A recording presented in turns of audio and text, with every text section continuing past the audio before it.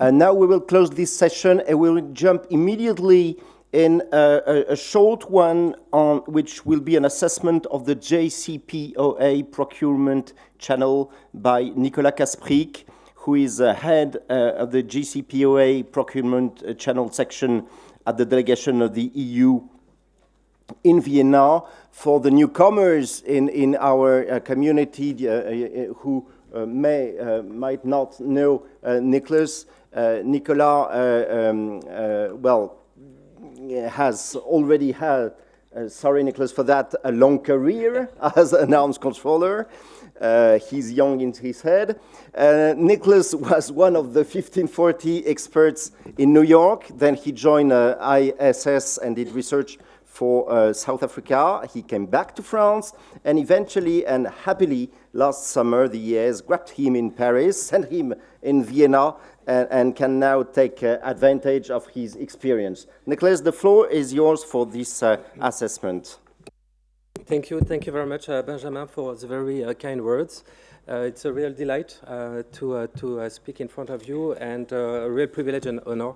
I feel absolutely blessed to address such a distinguished audience. I believe it's quite a challenge to speak after so brilliant speakers in the previous panels, so please bear with me. I will speak in my capacity as a coordinator of the procurement working group established by the JCPOA, and also as you have mentioned, as a head of the JCPOA Procurement Channel section, which was established at the EU delegation to the international organizations in Vienna in 2016. I serve there under the leadership of Ambassador Stefan Clement, who many of you, I'm sure, know for the important role he has played in the negotiation of the JCPOA.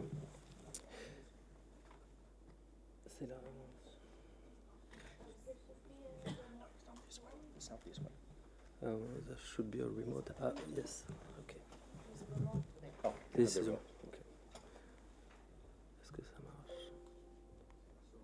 Okay. Sorry. The procurement channel. So the presentation aims at presenting the procurement channel, and we have heard many views expressed today and many highlights shared today on the JCPOA, generally speaking. My presentation will focus on the procurement channel, and I hope that it will convey a positive note in the context of that we know related to the JCPOA. The procurement channel is a key pillar of the JCPOA. The aim of the procurement channel is to ensure that transfers of nuclear or dual-use goods, technology and/or related services to Iran are consistent with the JCPOA. The procurement channel, therefore, directly supports the non-proliferation objectives spelled out in the JCPOA, while enabling legitimate trade in sensitive items with Iran. In this regard, the procurement channel is a unique transparency and confidence-building mechanism. It provides assurances and accountability to all stakeholders.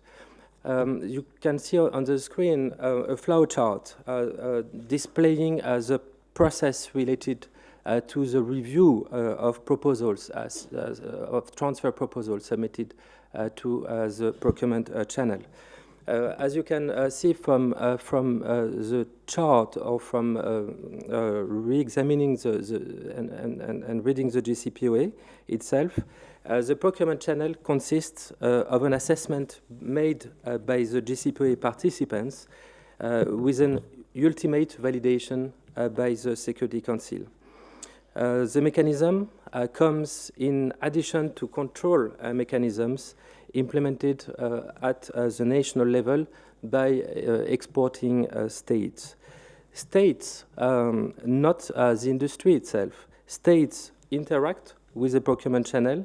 They submit proposals to the Security Council, which in turn transmits them to the PWG coordinator for further assessment by the procurement working group and by the Joint Commission in case of appeal. Decisions are taken by consensus.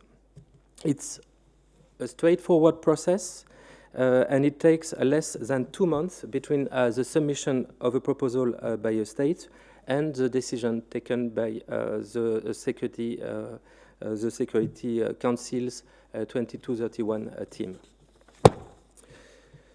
The procurement channel covers transfers of the nuclear and dual-use items listed by the nuclear suppliers group. It also covers non-listed items if the exporting state determines that they could contribute to sensitive activities. There is therefore an important catch-all dimension attached to the procurement channel, and I believe it's important to note it. We know well the ongoing challenges relating to the JCPOA, but let me note that the support of JCPOA participants to the procurement channel is undiminished, and the procurement channel is and remains fully operational. The chair statement issued after the Joint Commission held in Vienna in March earlier this year notes the readiness of the procurement channel to evaluate proposals for transfers to Iran and the participants' determination to further support international engagement in this regard. The procurement channel is an absolutely original mechanism. It relies on a small group of states, the JCPOA participants, coordinated by the EU, to make a recommendation on each proposal. But it also benefits from the authority of the Security Council, as the decisions related to the proposals are ultimately taken by the Security Council. We should note in this regard the role currently played by Belgium as facilitator for the implementation of Resolution 2231. As you know, the JCPOA participants have decided to work together in different areas of civil nuclear cooperation, and I'm referring here to Annex 3 of the JCPOA. Obviously, there is an exemption mechanism relating to those projects, and the items to be transferred to Iran in the framework of these projects do not need to be vetted by the procurement channel. However, there is a notification mechanism, which means that transfers taking place in the framework of those civil nuclear cooperation projects spelled out in the JCPOA are notified to the 2231 team. The procurement channel is a significant transparency and confidence building measure. It incorporates a robust end-use certification based on a specific end-use certificate that offers a significant amount of information to the licensing authority of the exporting state. In addition, the end-use verification scheme of the procurement channel is unprecedented. It consists of several steps. At first, detailed transfer notifications should be sent to the Security Council by the exporting state before the items are exported to Iran. Then, if an end-use verification is to take place, it will be conducted either by the exporting state in case of dual-use items, or by the IAEA in case of nuclear items. Under the JCPOA, Iran took a specific commitment to provide to the IAEA access to locations of intended use and to permit the exporting state to verify the end use. As mentioned earlier, the procurement channel represents an additional layer to controls made on a national level by the exporting state. The procurement working group, which I have the privilege to be the coordinator of, is the main implementing body of the procurement channel. The procurement working group meets in Vienna on a regular basis, roughly every 3 weeks. It unites all JCPOA participants to review proposals and submit a recommendation to the Security Council, and also to discuss and address other matters directly related to the procurement channel. These other matters include formulating and updating guidelines related to the procurement channel, responding to requests for guidance, providing expertise regarding end-use verification. I want to underscore that there is a very good level of cooperation and dialogue among participants in the procurement working group, representatives of China, Russia, Iran, the UK, Germany, and France, together with the EU representatives, have open, frank, and very constructive discussions in the context of the procurement working group. The procurement working group has so far held 49 meetings. We will have our 50th meeting mid next week on Wednesday. The IAEA is regularly invited to attend part of our meetings as an observer. Reports of the Joint Commission to the Security Council on the work of the procurement working group provide, I believe, a good overview of the state of play. Such reports are produced on a 6-monthly basis. Those reports are adopted on a consensus basis among PWG participants. The most recent one was submitted to the Security Council early December, and it is already available on the United Nations website.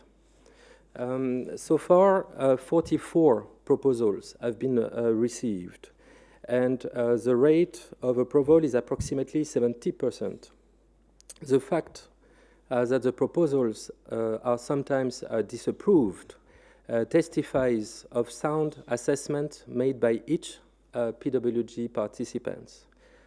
Considerable outreach efforts are made by PWG participants to raise awareness of the procurement channel among relevant stakeholders. In terms of assessment, I said it, and I believe it's worth repeating it, as the procurement channel is effective and operational. It has proved its ability to be such an effective and operational tool for almost 4 years. It has enhanced and it continues to enhance confidence in Iran's nuclear activities. The procurement channel and the fact that the European Union coordinates the procurement working group is an additional illustration of the ability of the European Union to serve as a coordination platform, as a coordination body among stakeholders with different sensitivities.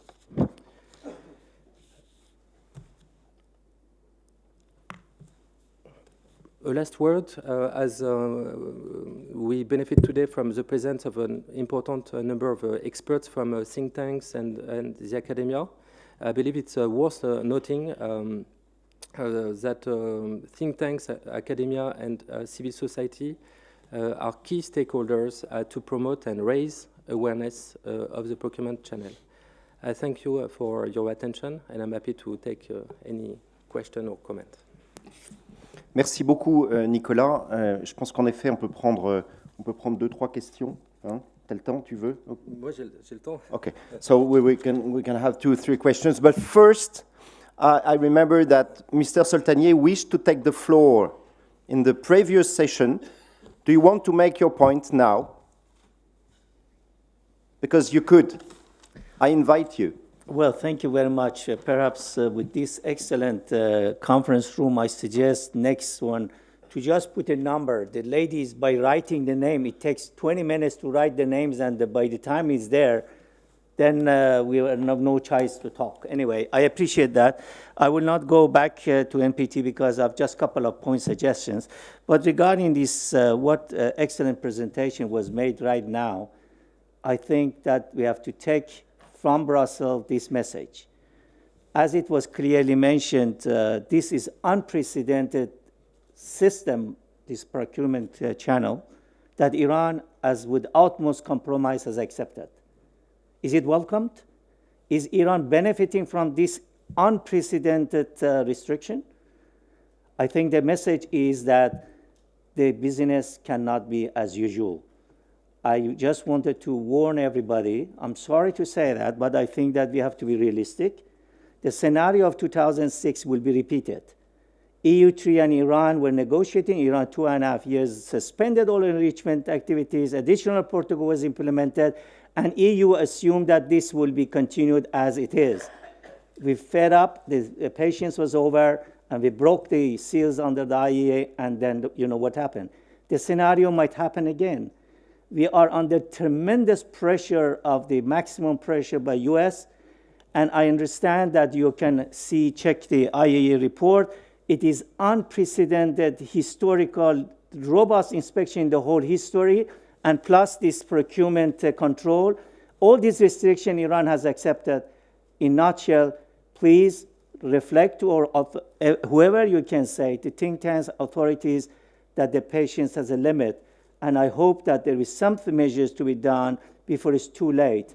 Otherwise, Iran will not continue this sort of restrictions. I'm speaking on my personal capacity, but working 40 years of this, I assure you that this cannot continue as it is. As I said, 2020 MPT, the business should not be also a business as usual. But I appreciate your understanding, because last session I was the second person wanted to talk, but you are very kind. Thank you very much for your understanding. Thank you, Mr. Soltanier, for this personal position and and point. I have 4 people on the list for you, Nicolas. Sorry if I'm wrong. Daria Polzikova is first, and then Paula Ramusino, Clara Portela, and Forzan Zabet, the fourth. Daria Polikova. Thank you. Thank you for the presentation. I had a couple of 2 fairly quick questions. On the requests that are denied, could you provide a little bit more information on what the process is following up on those denials, what kind of actions are taken, what kind of communication happens afterwards? And then the other question was on the stakeholders. You mentioned academia, think tanks. You also said that the working group does outreach. So who are those stakeholders? And namely, I'd be really curious to know what kind of engagement happens with the private sector. Thank you. Paolo? Yeah, thank you. I am wondering whether this presentation is a little bit, so to say, disconnected from reality. The situation is the following one. Sanctions have been not withdrawn to Iran. Secondary sanctions work hardly on Iran. Iran has decided, according to Article 36 of the JCPOA, to increase the limits that were set in the JCPOA. Europe has not been able to put the situation to normality, has not been able to provide continuous support to the JCPOA to Iran. Since the secondary sanction, there is nothing that much we can do. All the instruments which have been divided by Instex or something like this did not provide the money. So, well, we're doing a good job, but really it seems like a good job in a sea of despair. Clara Portela from EU ISS. Thank you very much. So I just have 2 very brief questions. One of them concerns the withdrawals. So other than the accepted and the rejected applications, a few applications have been withdrawn. So I was wondering if you could comment on what exactly happened to these applications. Did the national authorities that had originally submitted reconsider them, or, well, what exactly accounts for them? And then my second question concerns the difference between this channel and the regular application for exemptions in the context of the sanctions committees in the UN. So normally, if you want to request an exemption from a UN sanctions regime, you have to address it to the Sanctions Committee, which basically replicates the composition of the UN Security Council. So here the system is more complex, but I was wondering if, in order to clarify it, you could explain what is the difference from the Sanctions Committee system. Thank you. Thank you, Clara, and Farzan Sabet from UNIDIR. Thank you very much for your talk. So I'm curious how the U.S. withdrawal from the JCPOA and the maximum pressure campaign has affected your work specifically and the functioning of the channel, and more to the point, whether it's affected the willingness of various states and the private sector who would ostensibly be working through the procurement channel to actually conduct that business, given their fear of potentially coming under U.S. sanctions.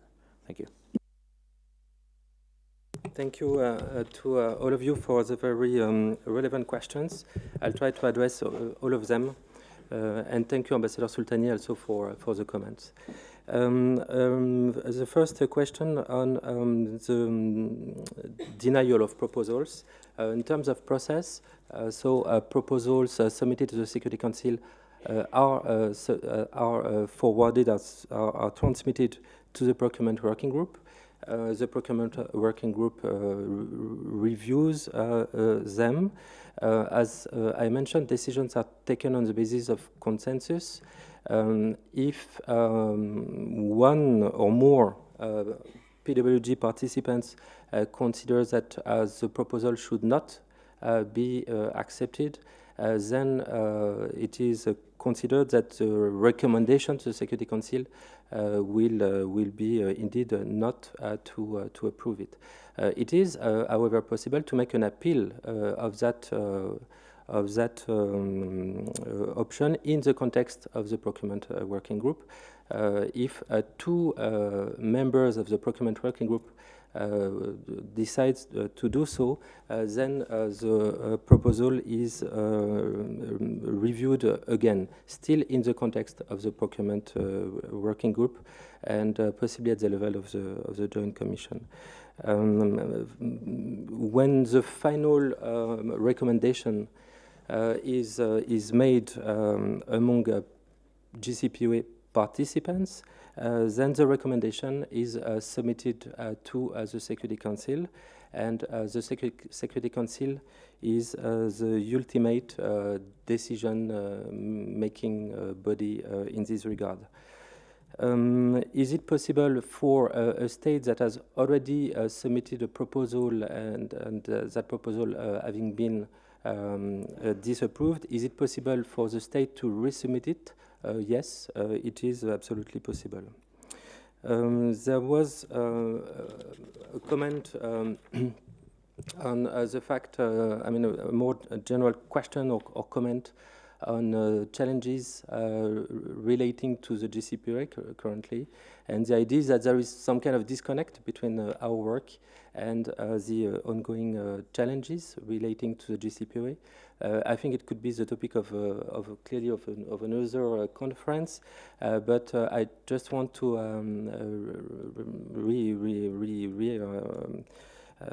affirm that there is a full determination from JCPOA, from the JCPOA participants, and from the European Union to pursue all efforts to preserve the JCPOA. We regret the U.S. decision to withdraw from the JCPOA and to reimpose sanctions. We acknowledge that Iran has been complying with its nuclear commitments under the JCPOA for 14 months after the U.S. decision to leave the JCPOA. And we are also, as you know well, concerned with the steps that have been taken by Iran. So it's the position of the European Union is well known. All parties to the JCPOA are called upon to return to full implementation of the JCPOA. There was a question on relating to proposals that are withdrawn. it is indeed possible for a state to withdraw a proposal. The state doesn't need to give any justification to explain why it was decided to withdraw such proposal. And it is also possible for a state that has withdrawn a proposal to resubmit it later. There was a question on the difference between that mechanism, the mechanism of the procurement channel, and sanctions mechanisms. Again, it's a very complex question, and we could enter into details. I just want to remind that Resolution 2231 clearly set out the objective precisely of lifting the sanctions. And so that's the main difference, I would say, between the philosophy behind the procurement channel and a sanctions regime. The procurement channel operates in a context in which sanctions are lifted, while a sanctions regime operates the other way around. And lastly, there was a question on the impact of the US decision to withdraw from the JCPOA on the work of the procurement channel. So an immediate consequence has been that the United States has stopped participating in meetings of the procurement working group coordinated by the European Union. However, the United States remains, by definition, as we know, a permanent member of the Security Council, and remains therefore involved in the final decisions that are taken with regard to these decisions. Thank you.